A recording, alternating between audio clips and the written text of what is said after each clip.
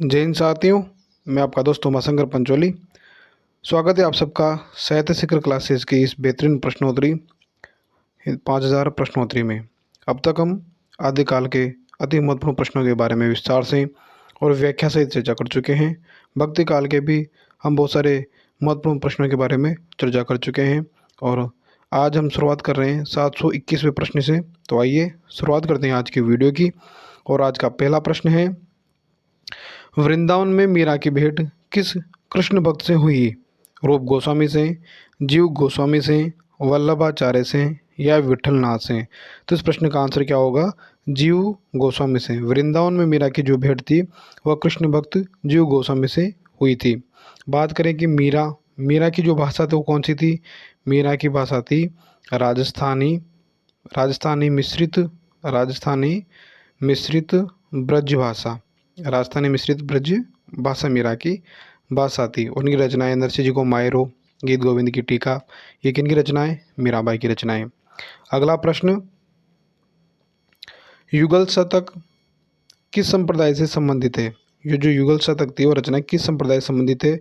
हरिदासी संप्रदाय से, निम्बार्क संप्रदाय से, वल्लभ संप्रदाय से या चैतन्य संप्रदाय से? तो इस प्रश्न का आंसर क्या होगा? निम्बार्क संप्रदाय से। युगल शतक जो रचना है वह निम्बार्क संप्रदाय से संबंधित है। ठीक है। और ये जो युगल शतक रचना है इसके लेखक कौन है? इसके लेखक हैं श्री भट्ट इसके लेखक हैं। इसमें कितने पद हैं? 100 पद हैं। कितने पद हैं? 100 पद हैं इसमें। ठीक है। और जो श्री भट्ट जी थे उनको किसका अवतार माना जाता है?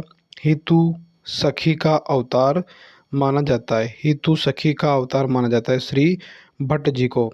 और निम्बार्क संप्रदाय में एक खास बात क्या है कि इसमें जो कृष्ण हैं, भगवान कृष्ण के वाम अंग में राधा जी की पूजा की जाती है। कृष्ण के वामांग जो वाम अंग है उसमें राधा जी को स्व के रूप का विधान है, अर्थात राधा जी और कृष्ण भक्त युगल जोड़ी की पूजा की जाती है निम्बार्क संप्रदाय में। तो युगल शतक किस संप्रदाय संबंधित है? तो निम्बार्क संप्रदाय संबंधित है। और युगल शतक की रचना के लेखक कौन है? तो श्री भट्ट है। इसमें कितने पद हैं? 100 पद है। और श्री भट्ट को किसका अवतार माना जाता है? तो हितु सखी का अवतार माना जाता है। और निम्बार्क संप्रदाय में कृष्ण के वामांग में सुशोभित राधा के स्वकीय रूप का विधान है। ठीक है। अगला प्रश्न, सूरदास के उस ग्रंथ का नाम बताइए जिसमें रीति निरूपण है? तो सूरसागर, साहित्य लहरी, सुर सरौली या उपयुक्त सभी? तो इसका आंसर क्या हो जाएगा? उपयुक्त सभी। सूरदास की भाषा कौन सी थी? ब्रज भाषा। ठीक है। सूरदास की भाषा कौन सी थी? ब्रज भाषा। अगला प्रश्न, इनमें से कौन कवि जन्म काल के अनुसार सबसे पहले क्रम पर होना चाहिए? इनमें से तो ऑप्शन है नंददास, कुंभन दास, श्री भट्ट, चित्त स्वामी। बताइए तो इनमें से कौन कवि जन्म काल के अनुसार सबसे पहले क्रम पर होना चाहिए? तो वह है कुंभन दास जी सबसे पहले आएंगे। इनका जन्म कब हुआ था? 1468 में। कब हुआ? 1468 में। इनके गुरु आप सभी को पता ही है, अष्टचाप में थे ये। गुरु कौन थे? वल्लभाचार्य इनके गुरु थे। जन्म स्थान कौन सा इनका? जमुनावतो यूपी में। और कुंभन दास ही क्या थे? प्रथम अष्टछापी कवि कौन थे? कुंभन दास। तो कौन जन्म काल के अनुसार सबसे पहले क्रम पर आएगा? तो वह कुंभन दास। जन्म 1468 में। गुरु वल्लभाचार्य। जन्म स्थान जमुनावतो यूपी। और प्रथम अष्टछापी कवि कौन है? तो कुंभन दास हैं। अगला प्रश्न है, गौरांग का संबंध किस संप्रदाय से था? सखी संप्रदाय, राधा वल्लभ संप्रदाय, चैतन्य संप्रदाय या फिर वल्लभ संप्रदाय? तो इस प्रश्न का सही आंसर क्या होगा? गौरांग का संबंध किस संप्रदाय से था? तो इस प्रश्न का आंसर होगा चैतन्य संप्रदाय से। चैतन्य संप्रदाय से। गौरांग जो है वो किनको कहा जाता था? गौरांग चैतन्य महाप्रभु को कहा जाता था। चैतन्य महाप्रभु को गौरांग या गौर कहा जाता था। इसके अलावा इन्हें घर में इनका क्या नाम था? नीमाई।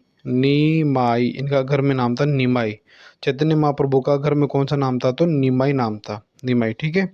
और जबकि इनका मूल नाम क्या है? मूल नाम है विश्वंभर मिश्र इनका मूल नाम है, विश्वम्भर मिश्र इनका मूल नाम है। तो गौरांग का संप्रदाय किस संप्रदाय से था? चैतन्य संप्रदाय से। चैतन्य संप्रदाय से था। गौरांग किसको कहा जाता? चैतन्य महाप्रभु को कहा जाता था, या गौरवी ने कहा जाता था, घर में निमाई कहा जाता था, और इनका मूल नाम था विश्वम्भर मिश्र, इनका मूल नाम था। ठीक है। अगला प्रश्न है, आगे होने वाली कवियों की श्रृंगार और वात्सल्य की उक्तियां सूर की झूठी सी जान पड़ती है, यह कथन किसका है? आगे होने वाले कवियों की श्रृंगार और वात्सल्य की उक्तियां सूर की झूठी सी जान पड़ती है, यह कथन किसका है? हजारी प्रसाद द्विवेदी का, विजयेंद्र स्नातक का, डॉक्टर नगेंद्र का, या आचार्य शुक्ल का? तो ये कथन किसका है? ये कथन आचार्य रामचंद्र शुक्ल कहते हैं कि आगे सूरदास के बाद जिन्होंने भी श्रृंगार और वात्सल्य पर जो बातें कही है, वो ऐसा लगता है जैसे कि सूर से ली गई उनकी झूठी, उन्हें जो छोड़ दी हो वो झूठी जान पड़ती है, झूठी से, है ना। तो इस प्रश्न का आंसर क्या होगा? आचार्य शुक्ल का ये कथन है। अगला प्रश्न, सुदामा चरित के रचयिता इनमें से कौन है? सुदामा चरित के रचयिता इनमें से कौन है? ऑप्शन है रसखान, नरोत्तम दास, सूरदास, या ध्रुवदास। तो इस प्रश्न का आंसर क्या होगा? नरोत्तम दास। सूरदास के रचयिता कौन है? नरोत्तम दास जी। और सुदामा चरित क्या था? एक इनका खंड काव्य। क्या था? खंड काव्य था। सुदामा चरित क्या लिखा है इन्होंने? खंड काव्य लिखा। और अलग और भी इनकी रचना की बात करें तो एक रचना इनकी ध्रुव चरित, ध्रुव चरित एक रचना है। एक रचना है विचार माला, विचार माला, एक रचना है विचार माला। सुदामा चरित के रचयिता कौन है? नरोत्तम दास। इसके साथ ही सुदामा चरित क्या है? खंड काव्य है। और अन्य रचनाओं की बात करें तो ध्रुव चरित और विचार माला भी नरोत्तम दास जी की रचना है। ठीक है। अगला प्रश्न है, काहे को गोपीनाथ कहावत पद किसका है? सूरदास का, नंददास का, परमानंद दास का, या गोविंद स्वामी का? बताइए। काहे को गोपीनाथ कहावत, तो ये पद किसका है? ये पद है सूरदास का पद है। किसका पद है? सूरदास का। और इनकी रचनाओं के आप जानते ही हैं, प्रमुख 3 रचनाएं हैं, सूर सागर, सूर सागर, सूर सारावली, सूर सारावली, और साहित्य लहरी, साहित्य लहरी, साहित्य लहरी। ठीक है। सूर सागर, सूर सारावली और साहित्य लहरी, ये 3 प्रमुख रचनाएं। काहे को गोपीनाथ कहावत पद किसका है? सूरदास का। ठीक है।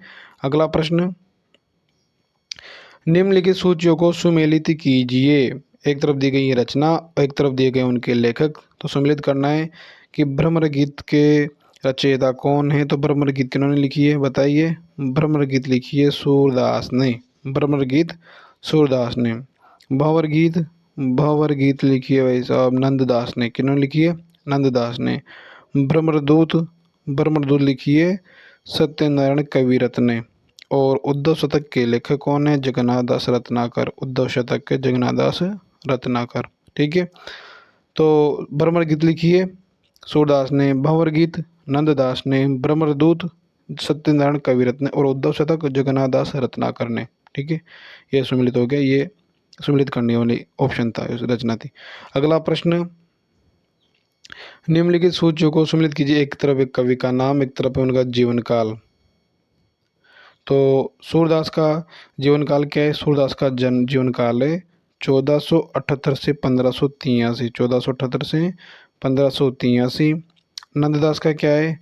1533 से 1533 से 1583 नंददास का, 1533 से 1583 नंददास का। मीरा का 1504 से 1563, 1504 से 1563। और रसखान का 1533 से 1618, 1533 से 1618 क्या है?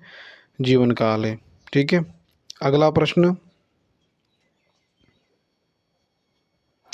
अष्ट शाखाओं के, अगला प्रश्न है, अष्ट शाखाओं के लीलात्मक स्वरूप आदि का विस्तार पूर्वक उल्लेख किस ग्रंथ में मिलता है? रस प्रकाश में, भाव प्रकाश में, भक्त नामावली में, या भक्तमाल में? अष्ट शाखाओं के जो लीलात्मक स्वरूप है उसका विस्तार पूर्वक उल्लेख किस ग्रंथ में मिलता है? तो मिलता है भाव प्रकाश में। किस में मिलता है? भाव प्रकाश में मिलता है। अगला प्रश्न, पूर्व मीमांसा भाष्य के रचनाकार हैं? पूर्व मीमांसा भाष्य के वल्लभाचार्य, जैमिनी, पतंजलि या कणाद। तो पूर्व मीमांसा भाष्य के रचनाकार कौन है? वल्लभाचार्य। वल्लभाचार्य, इनके बारे में बात करें तो ये जो पूर्व मीमांसा भाष्य है इसका ही नाम क्या है? उत्तर मीमांसा। उत्तर मीमांसा भाष्य, उत्तर मीमांसा भाष्य भी इनकी रचना है, मतलब इनका ही नाम है। और या ब्रह्मसूत्र, ब्रह्मसूत्र भाष्य, उत्तर मीमांसा भाष्य या ब्रह्मसूत्र भाष्य और पूर्व मीमांसा भाष्य, यह पूर्व वल्लभाचार्य जी की एक ही रचना के 3 नाम है। ठीक है। और यह प्रसिद्ध किस नाम से है? यह प्रसिद्ध है अणुभाष्य नाम से, अणुभाष्य नाम से प्रसिद्ध है इनकी यह रचना। ठीक है। तो पूर्व मीमांसा भाष्य के रचनाकार कौन है? वल्लभाचार्य। अगला प्रश्न, वल्लभाचार्य के संपर्क में आने से पूर्व सूर्य किस भाव की भक्ति करते थे? सख्य भाव की, माधुर्य भाव की, वात्सल्य भाव की या दास्य भाव की? तो जब तक सूरदास जी वल्लभाचार्य के संपर्क में नहीं आए थे उससे पहले वो करते थे दास्य भाव की। दास्य, वो खुद को भगवान का दास मानते थे और उस भाव की पूजा करते थे। और जब वल्लभाचार्य ने सूरदास को देखा, जब मिले, तो वल्लभाचार्य सूरदास से कहते हैं, सूर सूर है के घिघियात काहे को है? सूर वे के घिघियात काहे को है? काहे को है? कुछ भगवत लीला वर्णन करो। काहे को है? कुछ भगवत लीला वर्णन करो। ये किसने कहा था? वल्लभाचार्य जी ने सूरदास को जब दास्य भाव से भक्ति करते थे तब कहा था कि सूर वे के काहे घिघियात हो, कुछ भगवत लीला वर्णन करो। तो इस प्रश्न का आंसर क्या होगा? दास्य भाव। अगला प्रश्न, विमल बुद्धि गुण और की जो यह गुण श्रवण नहीं धरे, सूर कवित सुनि कौन कवि जो नहीं सिर चालन करे। किसकी पंक्तियां हैं? कि विमल बुद्धि गुण और की जो यह गुण श्रवण नहीं धरे, सूर कवित सुनि कौन कवि जो नहीं सिर चालन करे। किसकी पंक्तियां हैं? सूरदास की, नाभादास की, नंददास की या फिर वल्लभाचार्य जी की? बताइए। तो इसका क्या आंसर होगा? इस प्रश्न का आंसर होगा, किसकी रचना है ये, मतलब किसकी पंक्ति ये है नाभादास जी की। ये पंक्ति किनकी? नाभादास जी की। और नाभादास जी के बारे में बात करें तो ये कौन थे? ये गोस्वामी, जो अपने तुलसीदास जी थे, तुलसीदास जी के समकालीन कवि, समकालीन तुलसीदास जी के समकालीन राम भक्त कवि थे, राम भक्त कवि थे। और एक बात और, इन्होंने हिंदी में जो भक्तमाल की परंपरा की शुरुआत, जो थी वो भी नाभादास जी ने की थी। इनके गुरु कौन थे? गुरु का नाम था इनके अग्रदास, गुरु को नाम अग्रदास। ठीक है। तो विमल बुद्धि गुण और की जो यह गुण श्रवणी धरे, सूर कवित सुनि कौन कवि जो नहीं सिर चालन करे। किसकी पंक्तियां? नाभादास जी की पंक्तियां हैं। गुरु अग्रदास है। भक्तमाल क्या है? भक्तमाल की परंपरा शुरुआत सूर नाभादास जी ने की थी। और गोस्वामी तुलसीदास के समकालीन राम भक्त कवि हैं नाभादास जी। अगला प्रश्न, भ्रमर गीत का मुख्य आधार क्या रहा? किस आधार पर भ्रमर गीत की रचना की गई? द्वादश स्कंद के आधार पर, गीता के आधार पर, भागवत का जो दशम स्कंद है उसके आधार पर, या उपनिषद के आधार पर? उपनिषद के आधार पर। तो इस प्रश्न का आंसर आप सभी को पता है। जो भागवत का जो दशम स्कंद है उसके आधार पर भ्रमर गीत की रचना की गई। और दशम स्कंद के भी कौन से अध्याय? 47वें तो अध्याय और 12 से 21वें श्लोक के आधार पर भ्रमर गीत की रचना की गई है। ठीक है। तो भ्रमर गीत का मुख्य आधार क्या रहा है? भागवत का दशम स्कंद रहा है। अगला प्रश्न, जिस प्रकार रामचरित्र का गान करने वाले भक्त कवियों में गोस्वामी तुलसीदास जी का स्थान श्रेष्ठ है, उसी प्रकार कृष्ण चरित्र गाने वाले भक्त कवियों में महात्मा सूरदास जी का। वास्तव में ये हिंदी काव्य गगन के सूर्य और चंद्र हैं। किसकी पंक्तियां हैं? तो ये कोटेशन किसका है? जिस प्रकार राम का चरित्र गाने में गोस्वामी तुलसीदास जी श्रेष्ठ हैं, उसी तरह कृष्ण चरित्र गाने में महात्मा सूरदास जी। और वास्तव में ये हिंदी का जो एक रूपी काव्य रूपी जो गगन है उसमें सूर्य और चंद्रमा है। तो सूर्य तो कौन है? तुलसीदास जी। ठीक है। ये भी याद रखना कि तुलसीदास जी को सूर्य कहा है चंद्रमा किने कहा है सूरदास जी को।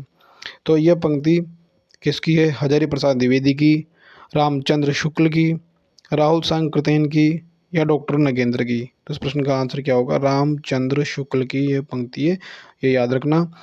कृष्ण को तो सूरदास जी को तो चंद्रमा कहा है, तुलसीदास जी को सूर्य कहा है। ठीक है, अगला प्रश्न, श्रृंगार और वात्सल्य के क्षेत्र में जहाँ तक इनकी दृष्टि पहुँची वहाँ तक किसी कवि की नहीं। इन दोनों क्षेत्रों में इस महाकवि ने मानो और रोकले कुछ छोड़ा ही नहीं। किसकी पंक्तियाँ हैं? श्रृंगार और वात्सल्य के क्षेत्र में जहाँ तक इनकी दृष्टि पहुँची वहाँ तक किसी कवि की नहीं। इन दोनों क्षेत्रों में तो इस महाकवि ने मानो और रोकले कुछ छोड़ा ही नहीं। किसकी पंक्ति है? हजारी प्रसाद द्विवेदी की, धुरेंद्र वर्मा की, डॉक्टर नगेंद्र की या आचार्य शुक्ल की। तो इस प्रश्न का सही आंसर होगा आचार्य रामचंद्र शुक्ल ने बात कही है सूरदास जी के लिए कि श्रृंगार और वात्सल्य के क्षेत्र में तो इन्होंने इस प्रकार की गहनतम रचनाएं लिखी है कि और कवि शेष ऐसा कुछ बचा ही नहीं जो और कवि नया कुछ लिख पाए। वही लिखा जो सूर की झूठी से जान पड़ने वाली रचनाएं लिखी फिर बाद में। ठीक है, अगला प्रश्न, ताहि छन उड़राज उदित रसरास सहायक कुमकुम मंडित वदन प्रिया जनु नागरी नायक। किसकी पंक्तियां हैं? ताहि छन उड़राज उदित रसरास सहायक कुमकुम मंडित वदन प्रिया जनु नागरी नायक। किसकी पंक्तियां हैं? सूरदास की, नंददास की, रस खान की या मीराबाई की। तो इस प्रश्न का आंसर क्या होगा? नंददास की यह पंक्ति है। ताहि छन उड़राज उदित रसरास सहायक कुमकुम मंडित वदन प्रिया जनु नागरी नायक। किसकी है? नंददास की। अगला प्रश्न, अगला प्रश्न है, मोमन गिरधर मोमन गिरिधन छवि पे अटक्यो ललित त्रिभंग चाल पे चाली के चिबुक चार गाड़ी ठहरक्यो। किसकी पंक्ति है? मोमन गिरिधन छवि पे अटक्यो ललित त्रिभंग चाल पे चाली के चिबुक चार गाड़ी ठहरक्यो। किसकी पंक्ति है बताइए?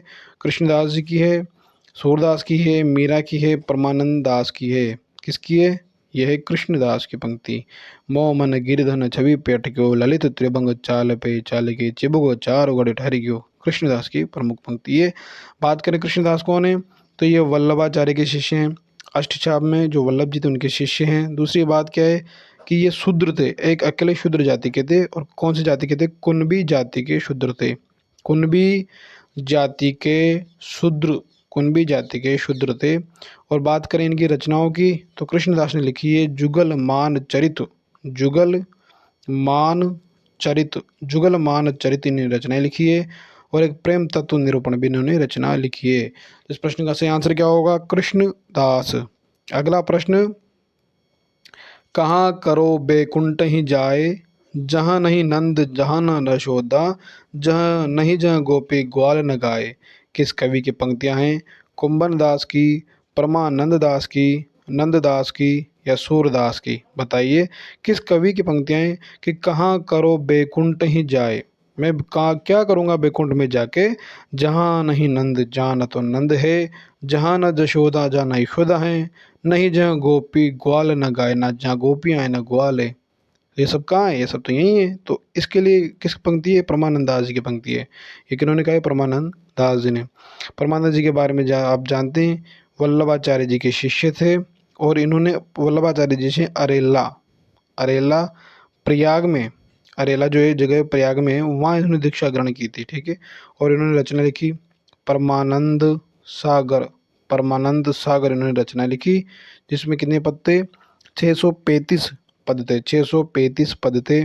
और इनकी और रचनाएं दान लीला है, ध्रुव चरित है परमानंद दास की। ठीक है, अगला प्रश्न, जुगल भान चरित किसकी रचना है? रसखान की, परमानंद दास की, मीराबाई की या कृष्णदास की। बताइए जुगल भान चरित किसकी रचना है? जुगल भान चरित, तो इस प्रश्न का आंसर क्या होगा? कृष्णदास की जुगल भान चरित्र जो रचना है वह कृष्णदास की है। ठीक है, अगला प्रश्न, हित जो को मंगल किसकी रचना है? कृष्णदास की, सूरदास की, चतुर्भुज दास की या नंददास की। तो हित जो को मंगल किसकी रचना है? चतुर्भुज दास की रचना है। किसकी रचना है? चतुर्भुज दास की रचना है। और जो चतुर्भुज दास कौन थे? जो अष्टछाप कवि हैं, अष्टछाप कवि कुंभन दास, कुंभन दास जी थे अष्टछाप कवि, उनके कनिष्ठ पुत्र थे। कनिष्ठ पुत्र थे। कौन? चतुर्भुज दास। इनकी रचनाएं हैं चतुर्भुज कीर्तन संग्रहावली, एक तो है चतुर्भुज कीर्तन संग्रहावली, एक है कीर्तनावली, कीर्तनावली, कीर्तनावली, और एक है दान लीला, दान लीला। तो हितजु को मंगल किसकी रचना है? चतुर्भुजदास की रचना है। अगला प्रश्न,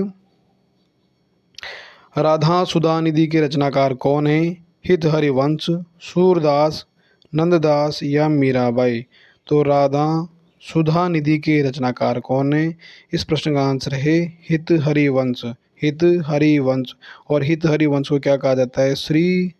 कृष्ण की श्री कृष्ण की वंशी का अवतार कहा जाता है, वंशी का अवतार कहा जाता है, अवतार कहा जाता है। इनकी रचना जैसे राधा सुधा निधि है, और ये एक रचना है यमुनाष्टक, यमुनाष्टक, यमुनाष्टक। ये तो है संस्कृत में, किस भाषा में है? संस्कृत ग्रंथ है, तो संस्कृत ग्रंथ है। और बात करें हित 84, एक है हित 84, हित 84, हित 84, यह ब्रज भाषा में, ठीक है। राधा सुधा निधि यमुनाष्टक संस्कृत में है, हित 84 ब्रज भाषा में है, श्री कृष्ण की वंशी का अवतार इन्हें कहा जाता है, ठीक है। अगला प्रश्न है, अगला प्रश्न, स्वस्ति श्री तुलसी कुलभूषण दूषण हरन गोसाई, बारह बार प्रणाम करूं अब हरऊं सोग समुदाई। किसकी पंक्तियां हैं? कि स्वस्ति श्री तुलसी कुलभूषण दूषण हरन गोसाई, बारह बार प्रणाम करूं अब हरऊं सोग समुदाई।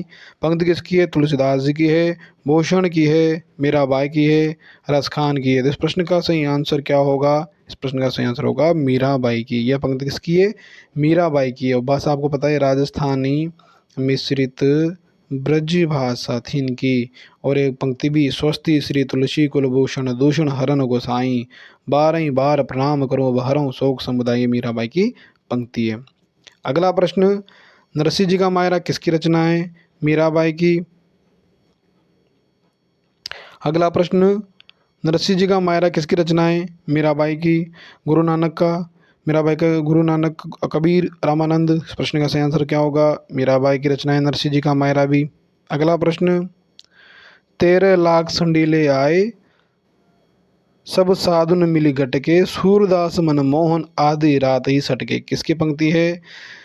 सूर रसखान की, सूरदास की, मदन मोहन की, या सूरदास मदन मोहन की? तो ये जो पंक्ति है वो सूरदास मदन मोहन की है। और ये बात ऐसे है कि सूरदास मदन मोहन जो थे वह अकबर के दीवान थे, अकबर जो राजा अकबर था उसके दीवान थे। और ये संडीला में नियुक्त थे, संडीला में वहाँ ये दीवान के रूप में, दीवान के पद पर कार्यरत थे। अब क्या हुआ कि 13 लाख संडीले यानी कि जो टैक्स के रूप में जो पैसा आया, इन्होंने क्या किया? सब साधुओं में बांट दिया, और वहीं से आधी रात को ही भागे। तब इन्होंने लिखा कि 13 लाख संडीले आए सब साधु मिली गटके, सूरदास मदन मनमोहन आधी रात ही सटके, ठीक है। अगला प्रश्न, अगला प्रश्न है, मन रे परसी हरि के चरण, सुबग शीतल कमल कोमल त्रिविध ज्वाला हरन। किसकी पंक्ति है? मन रे परसी हरि के चरण, सुबग शीतल कमल कोमल त्रिविध ज्वाला हरन। किसकी पंक्ति है? सूरदास की, मीराबाई की, रसखान की, या नंददास की? तो इस प्रश्न का सही आंसर होगा मीराबाई की पंक्ति है। अगला प्रश्न, दान लीला किसकी रचना है? सूरदास की रचना है, चतुर्भुज दास की रचना है, नंददास की रचना है, या फिर चित्त स्वामी की? तो दान लीला जो है, दान लीला नंददास की रचना है, नंददास की रचना है। और आप सभी जानते हैं कि अष्टछाप जो कवि है उनमें सूरदास के बाद अगर किसी का स्थान है तो वह है नंददास की। क्लास में फर्स्ट रैंक तो आती है सूरदास की और सेकंड रैंक आती है नंददास की। अष्टचाप के जो 8 स्टूडेंट हैं उनमें फर्स्ट रैंक सूरदास की है, सेकंड रैंक नंददास की है। अगला प्रश्न, भक्ति रसामृत सिंधु काव्य किसकी रचना है? भक्ति रसामृत सिंधु चित्त स्वामी की, रूप गोस्वामी की, गोविंद स्वामी की, या नंददास की? तो इस प्रश्न का सही आंसर होगा रूप गोस्वामी की। भक्ति रसामृत सिंधु रचना है रूप गोस्वामी की। और आज का लास्ट और अंतिम प्रश्न, शोभित कर नवनीत लिए, घुटुरनु चलत रेणु तन मंडित, मुख दधि लेप किए। पंक्तियां किसकी है? मीराबाई, रसखान, परमानंदास या सूरदास, तो पंक्ति किसके? सूरदास की। सूरदास भगवान कृष्ण के बाल रूप का वर्णन कर रहे हैं। बाल कृष्ण के रूप का वर्णन है। क्या है कि शोभित कर नवनीत लिए, शोभित सुंदर, हाथों में नवनीत मक्खन लिए हुए, घुटनों घुटनों के बल चल रहे हैं, रेणु तन मंडित, धूल से अपना शरीर सना हुआ है, मुख दधि, मुख मुंह पर दधि दी दही लगा हुआ है, लेप किए। शोभित कर नवनीत लिए, घुटनों चलित, रेणु तन मंडित, मुख दधि लेप किए। ठीक है, आज के लिए इतना ही। नेक्स्ट वीडियो में अगले प्रश्नों के बारे में बात करेंगे। आशा करता हूँ कि आप सभी को 5000 प्रश्नोत्तरी से बेहतरीन लाभ हो रहा होगा और आप इसको रोज़ देख रहे होंगे, कंटिन्यू देख रहे होंगे, अपनी तैयारी अच्छे से चल रही होगी आपकी। और भी कोई आपके प्रश्न हो, कोई भी आपकी जिज्ञासा हो तो कमेंट सेक्शन में ज़रूर पूछें। और बहुत जल्द अपन क्लास स्टार्ट करने वाले हैं, तो आपका प्यार बना रहे। और ठीक है, जय हिंद, जय भारत।